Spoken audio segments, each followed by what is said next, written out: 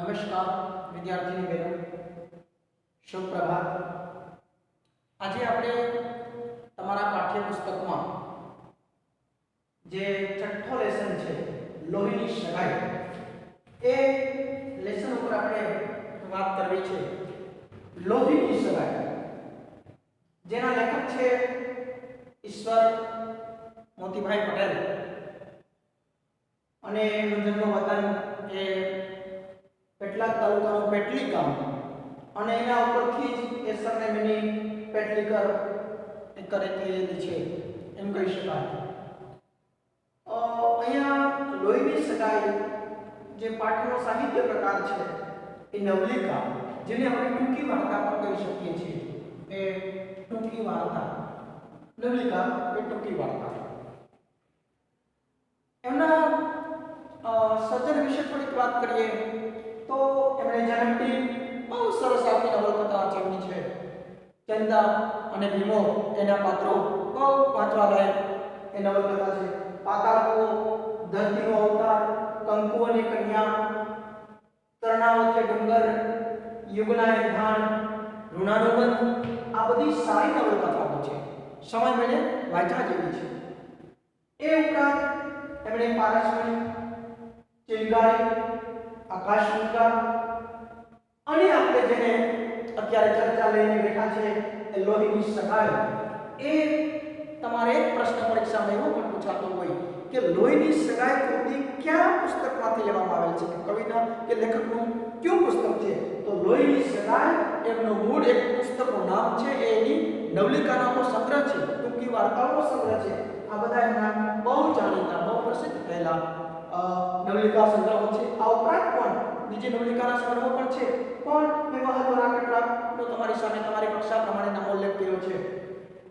લેખકને એ રણજીતરામ સુવર્ણચંદ્રકનું સન્માન પણ મળેલું છે, બહુ સારું સન્માન, અને એવા નાના મોટા બીજા તો અસંખ્ય સન્માનો મળેલા। એમણે ખાસ કરીને ઈશ્વર પેટલીકરને એક ગદ્યમાં એણે જો વાત કરવા જઈએ તો એણે ગદ્યની અંદર એક કાઠું કાઢ્યું છે, સાદી ભાષા, સરળ વાત, સામાજિક સમસ્યાઓ અને એ સમસ્યાઓનો ઉકેલ એના આ સર્જનમાં મળે, અને એ ઉપરાંત નગર જીવનના દસ્તાવેજી ચિત્રો, ગ્રામ જીવન, આ બધું એના સર્જનમાં આપણને જોવા મળે છે। આ લોહીની સગાઈ બહુ જબરજસ્ત આ નવલિકા ટૂંકી વાર્તા લેખકે કરી છે, અને આ એક જ વાર્તા એટલે બહુ મોટું સન્માન અપાવી જાય એમ કહેવાય કે એની પોતાની સમગ્ર શક્તિનો નિચોડ આ વાર્તામાં રહેણાનો છે, એમ કેવું હોય તો જરાય ખોટું નહીં કહેવાય। કે આપણે એમ કહીએ કે ઈશ્વર જ્યારે બધે પહોંચતો નહીં હોય ત્યારે માતાનું સર્જન કર્યું હશે। માં એ માં, માં એ માં, બીજા બધા વગડાના વા, ગુજરાતીમાં આપણી કહેવત છે।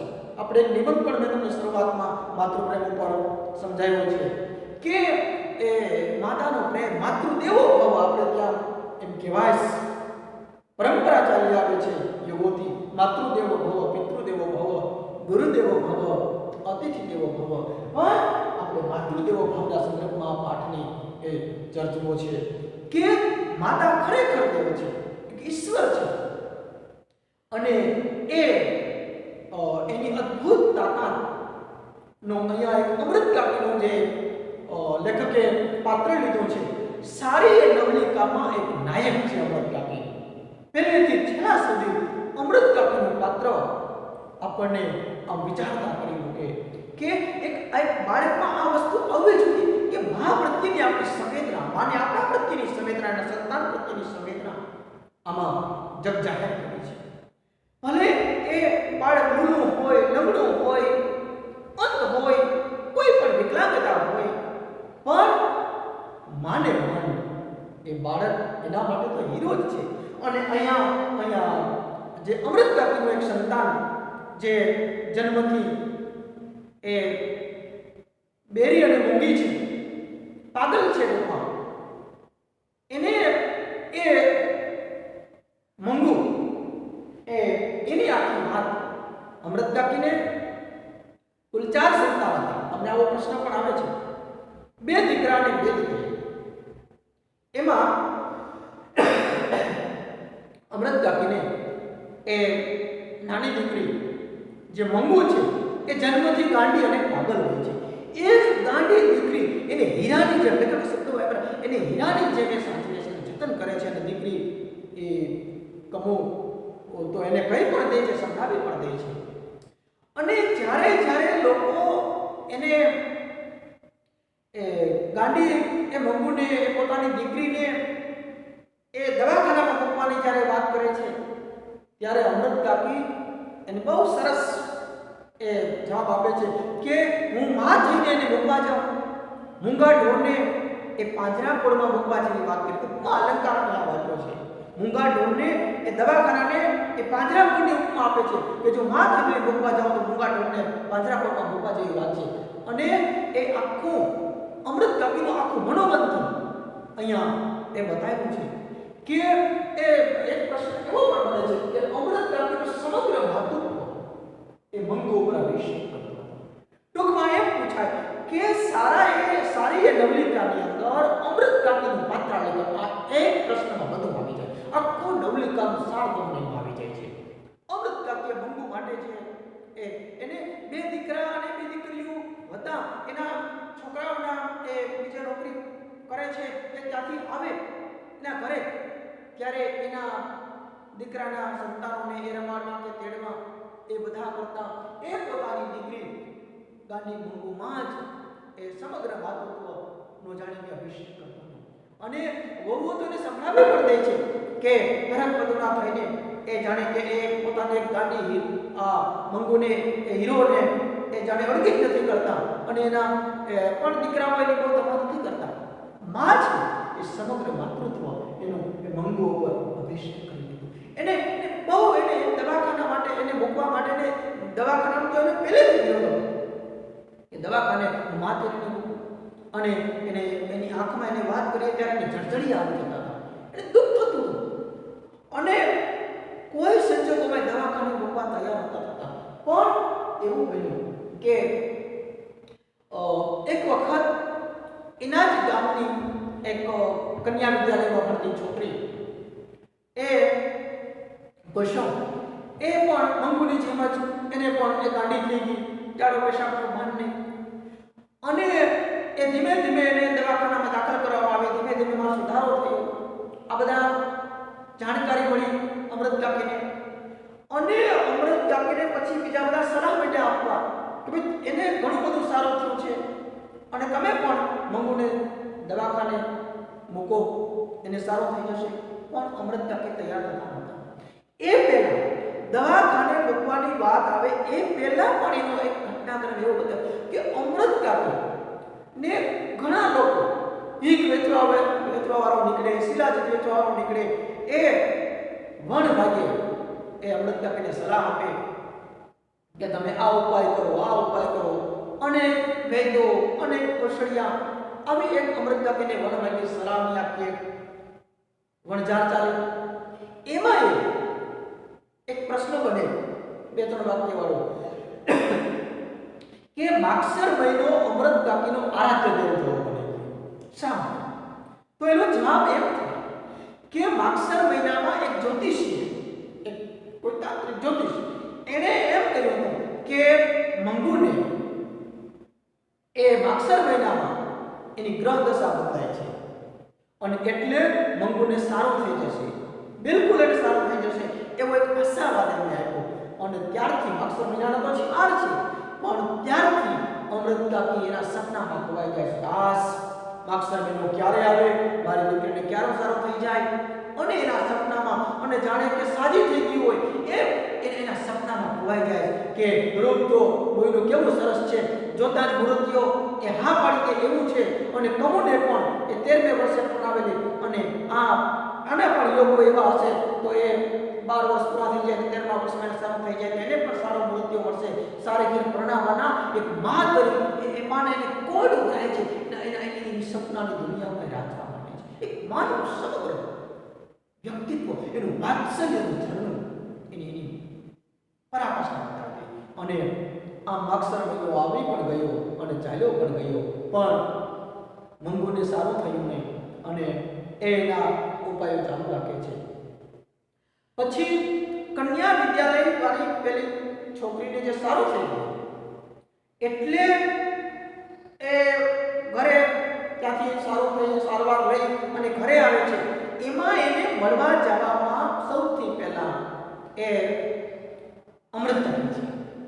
સૌથી પહેલા મળવા જાય કારણ કે પોતે સમસ્યાથી પીડિત છે પોતાના સંતાનની અને એટલે એને પહેલા મળવા જાય છે. એને ખબર અંતર પૂછે છે અને એના ઘરે પણ બોલાવે છે અને ઘરે બોલાવીને વિગતવાર બધું જ દવાખાનાના માહોલ વિશે, ત્યાંના પરિચારિકાનો સ્વભાવ કેવો છે, ડોક્ટરોનો સ્વભાવ કેવો છે, ત્યાં કઈ રીતે જમવાનું આપે છે, કોઈ કામ દર્દ એના ઉપર ગુસ્સો કરે તો એ કઈ રીતે એ ધ્યાન રાખે છે, આ બધી જ ઝીણામાં ઝીણી વિગતોથી એને વાકેફ કરે છે અને એની પાસેથી રચેરચની માહિતી લે છે અને એ કુસુમને સારું થઈ ગયું એટલે અમૃત કાકીને સેજ પહેલી વખત એ મંગુને દવાખાને મૂકવા માટે સંમત થયા. એવો એક વિચાર કર્યો કે એ દવાખાને મૂકીએ અને બધા લોકોની લાગણી પણ હતી અને પછી મોટા દીકરાને એને પત્ર પણ લખી નાખ્યો અને એ પત્ર લખે છે અને મોટો દીકરો આવી પણ પહોંચે છે. મેજિસ્ટ્રેટ દાખલાને જે કંઈ એના ડોક્યુમેન્ટ્સ કે કાગળિયા તૈયાર કરવાના હોય એ કરીને આવે પણ છે. આમ અમૃત કાકીએ મંગુને દવાખાને મૂકવાનો નિર્ણય કર્યા પછીની એની બેકગ્રાઉન્ડ અને એ વારે વારે દેશ મારી ઉઠે છે. કેટલો બધો એનું માનસિક એનો જે એનો ચિંતા માનસિક પરિતાપ એમ કહેવાય જબરજસ્ત લેખકે વર્ણવ્યું છે. તેને એમ થયું કે શા માટે હું આ તરીકે હારી ગયો છું, હું એને દવાખાનામાં ધકેલી આવું છું, મેં દીકરાને પત્ર લખી નાખ્યો, દીકરો પણ આવી ગયો છું અને શા માટે હું ઉતાવળ કરી છું અને મેં શિયાળામાં જેને મૂકવાનો નિર્ણય લઈ લીધો એને હું અહીંયા એક પેશાબ કરીને પલાળે છે તો હું એને રાતના કેટલી કરી જોઉં છું, એને ઉડાડું છું, ઠંડી લાગતી હોય તો આ બધું દવાખાનામાં કોણ કરશે આપણું? એને કેટલા બધા પ્રશ્નોના મનમાં સવાલો ઉભા થયા અને એ સતત એના એક પરિતાપમાં ખોવાઈ આવે છે અને એક ક્ષણ દવાખાને મૂકવાની આવી પહોંચ્યા પછી એ જ્યારે નીકળવાની તૈયારી કરે છે અને ત્યારે અમૃત કાકીને પહેલા એમ વિચાર આવ્યો કે હું ન જાઉં તો સારું, કારણ કે જો હું જઈશ તો એમને એનાથી કોઈ દિવસ એનાથી વિખૂટું પડવું, એનાથી છૂટું પડવું એ અમૃત કાકીના માટે એક બહુ અસહ્ય કામ હોય એટલે એ વેદના એનાથી સહન નહીં થાય એટલે હું ન જાઉં એવો વિચાર આવે છે.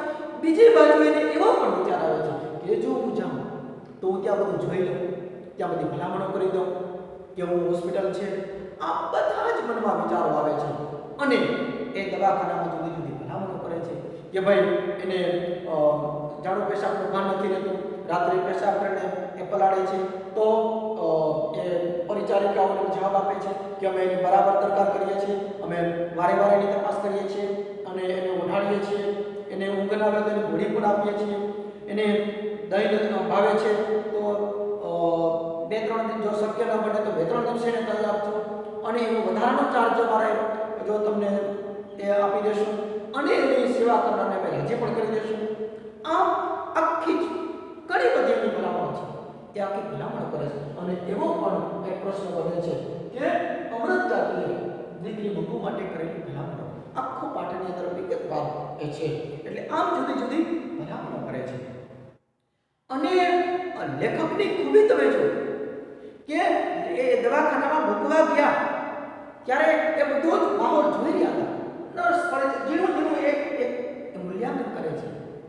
એક પતિ એની પત્નીને એ આગળ લઈને ટિફિન લઈને આવે છે, એણે જમાડ્યું છે, ચા પીધું છે, છતાં પણ એ કહે છે અને નર્સને ફરિયાદ કરે છે તોય પરિચારિકા ગુસ્સો નથી કરતી, એનું મોઢું ઊંચી દે છે, એને બધું આપે છે, એને બહુ પ્રેમાળ વાત્સલ્યપૂર્ણ એનો સાથે વ્યવહાર કરે છે.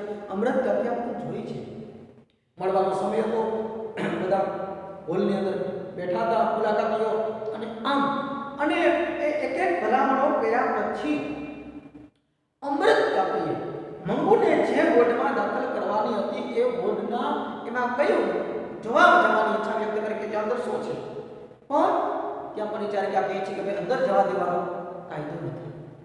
અને પેલું અધકરનું બારણું એ મંગુને ગળી ગયું. જબરદસ્ત લેખકની ઈશ્વર પેટલી કરીને આ એક સર્જન શક્તિને ઉત્તમ એટલે કેવું ચૈત્ય, જાણે કે કેમ કોઈ પેલું પ્રાણી કોઈ શિકાર કરી જાય એમ લખ્યું છે કે પેલું અધકરનું બારણું, અધકરનું એટલે અડધું ખુલેલું અડધું બંધ. અંદર પછી શું છે એ અમૃત તાકીના કેટલું મનોમંથન આવ્યું કે અંદર કેમ જોવાની વાત હોય, શું બરાબર નહીં હોય. અને આમ અધખુલ્લા બારણામાં તે મંગુને ગળી જાય. પેલી પરિચારિકા રૂમાલ કરે છે અને પેલી મંગુ ત્યાં આવે છે અને એને આમ લઈ જાય છે અને ત્યાં પ્રેમ પ્રોડક્ટ એ વ્યવહાર એ બધો જોઈ છે. આ સમગ્ર મંગુ ઉપર એનું એક વાત્સલ્ય.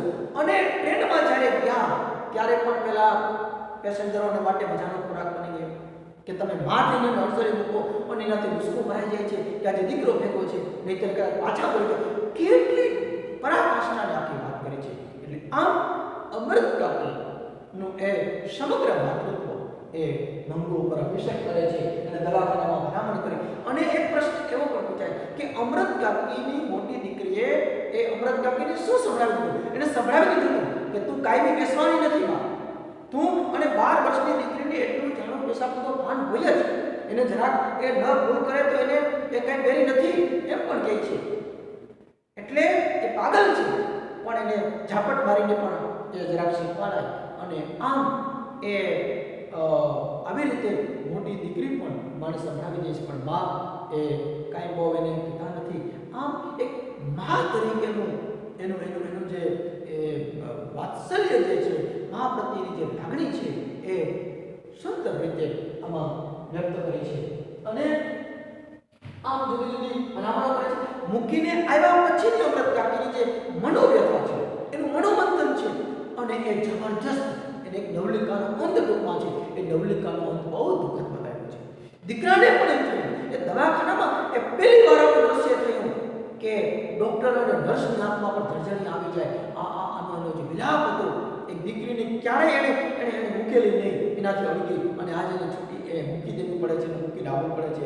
એ છેલ્લે પડોશણોએ પણ એના માટે જમવાનું તૈયાર રાખ્યું હતું, પણ એ જમવાની પણ એની સુનારાથી ના પાડી દે છે. અને એ બહુ પછી પેલા લોકો પણ એની વ્યથા સમજીને બહુ આગ્રહ નથી કરતા. અને મા રાત્રે એની પથારીમાં એની વ્યથામાં છે અને દીકરો બાજુના રૂમમાં સૂતો હતો. માને ઊંઘ નથી આવતી અને ખાટલાની ઈસ સાથે એ માથું પછાડે છે.